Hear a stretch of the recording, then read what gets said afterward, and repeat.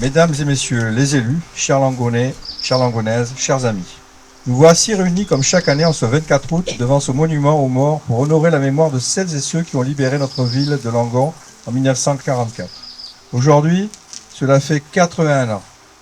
81 années se sont écoulées depuis cette journée décisive où des hommes et des femmes avec courage et parfois au prix de leur vie ont mis fin à l'occupation nazie dans notre commune. Leur engagement, leur audace, leur foi en la liberté continuent de nous inspirer, de nous obliger. Commémorer, ce n'est pas seulement évoquer le passé, c'est aussi lui donner du sens dans le présent. Car si les faits s'éloignent, les valeurs, elles, doivent demeurer vivantes. Commémorer, c'est faire mémoire ensemble. C'est chaque année ranimer cette flamme collective qui éclaire notre conscience républicaine.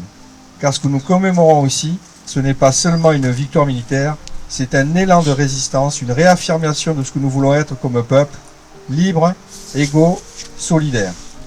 C'est dans cet esprit que nous rendrons hommage avec respect et fidélité au soldat Stéphane Côte-Sourd, tombé le 2 août 1944 pour sauver son supérieur.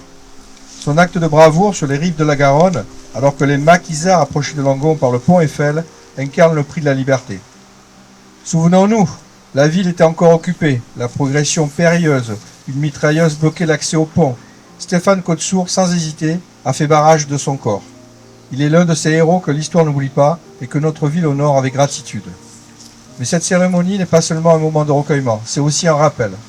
Un appel à la vigilance, un appel à l'engagement, un appel à la transmission.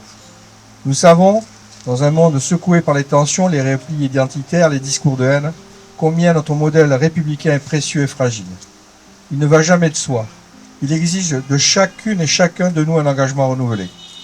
La liberté, l'égalité, la fraternité, ces mots gravés dans la pierre ne sont pas figés dans le marbre. Ils sont à faire vivre au quotidien, dans nos actes, dans nos choix, dans la manière dont nous nous accueillons, dont nous nous débattons, dont nous construisons ensemble un avenir plus juste. C'est pourquoi cette cérémonie doit aussi rappeler aux jeunes générations, leur transmettre ce que fut la résistance, non comme un récit figé, mais comme un état d'esprit. Résister à l'injustice, résister à la banalisation de la violence, résister à l'indifférence. Aujourd'hui encore et plus que jamais, nous avons besoin de cet esprit de résistance pour répondre aux grands défis de notre époque. Les menaces sur la démocratie, les inégalités croissantes, le dérèglement climatique. Être à la hauteur de l'héritage que nous ont laissé nos aînés, c'est refuser le fatalisme, c'est faire notre part pour un avenir meilleur. En ce 24 août 2025, en ce 81e anniversaire de la libération de Langon, nous faisons le choix de ne pas oublier.